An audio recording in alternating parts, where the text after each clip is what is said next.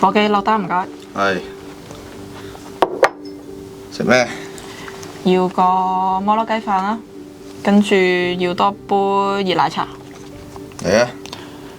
我要個茄油通加底，之後要個西多士，整杯熱齋啡，再加個豬肉包。咁多。喂，趁個伙計同老細入咗廚房，有冇人快走啊？嚇！仲下走啦！喺澳門，故意走單係屬於刑事犯罪。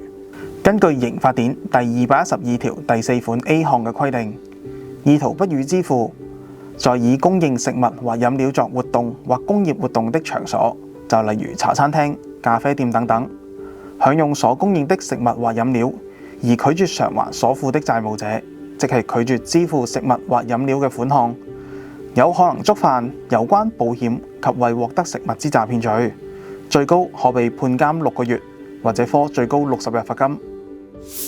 如果大家鍾意今集嘅內容，記住訂閱我哋嘅案中學法普法節目頻道，同時希望大家俾個 like 同埋幫手 share 出去，讓社會大眾齊學法共普法。